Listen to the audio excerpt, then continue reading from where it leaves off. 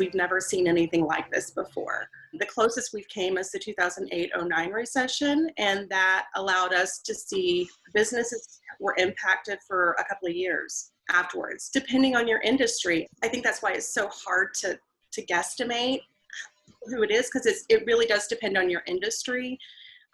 Some industries have thrived in this time, and then they're going to go back to a more stable nature. So that it's not going to impact them as long as someone who's maybe in the event production industry, where they're not going to be doing live events for 18 months potentially. So that's going to be a lot longer. Some businesses are going to rebound immediately.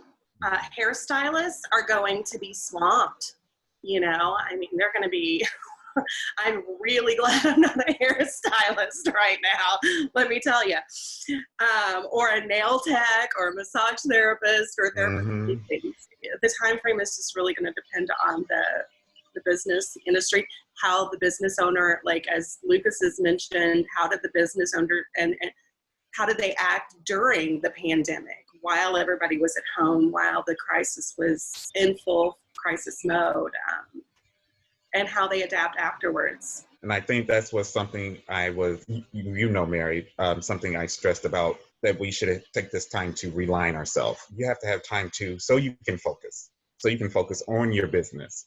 So you can focus on your kids. So you can focus on whatever it may be. Because if not, we will not be able to function. We're not going to be able to function. And that will take a longer recovery time if you're not taking care of yourself. We may think if we work 80 hours a week that we're going to get more done and get back to normal quicker, but then you're going to start seeing burnout and higher rates of PTSD coming out of this. So definitely taking care of yourself. Those are great points. I think that what makes this so hard to predict is just the number of variables. You know, as you were talking, I was trying to jot down variables that affect all of this. You know, the owner's psychology is one of those. You know, the systems the business has in place and how much time they can structure those now versus when they get back. The economy, the virus itself, policy on the state level, on the countrywide level, industry, supply chain, you know, competitors. And then also there's the second crack of the whip effect. And that when this first happened, a number of people were directly affected. They were like, I can no longer go in and be a hairstylist right now. I can no longer make that money. And that was a problem for them. But other people that were working, that didn't affect them yet. But now all that money has come, all those paychecks have stopped. As that comes around again, will they stop spending money, and how does that affect? You know, how are we getting back? Did the stimulus efforts from the government, did that do enough? How does that affect things? There's so many variables to pick, but that's why I think it's really important right now for business owners individually, for them to project their own vision of how they think that things are going to go. I think that no one knows. There's extreme uncertainty. There will never be enough details until, you know, even 10 years from now, looking back historically to say what you could have predicted, you could have never got it right. So as a business owner, it's important that you say, I think in 6 months, in 2 years, in 3 months, in 5 days, whatever that is, I think this is what things will look like, and just start heading that way, being very open to the new information coming out and saying, well, my 30-day thing is totally out the window because this policy changed. So now I'm going to stretch it to 60 days. But at least you have 80% of a plan put together. You're acting. You don't have to shuffle that last 20%. I think that's the key thing right now is under uncertainty, you have to create a picture for what it is so you can be proactive and not just reactive. Yes.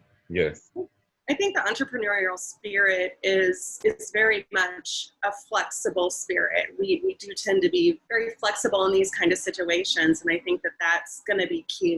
As we're all pointing out, you have to be able to be, if you set that goal and set that standard, you have to be flexible with that because there are, like Lucas said, so many variables that we can't control.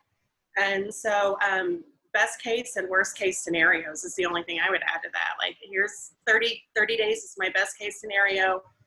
2 years is my worst case scenario. How do I plan for both of those scenarios? Short-term, and long-term working with, you know, a business consultant or a SCORE mentor or the SBDC to develop, you know, multiple financial projections, different business plans depending on what happens, and really restructuring your business to plan ahead. The more planning you do at this time, the more you're going to decrease your recovery time. Yes. Yeah.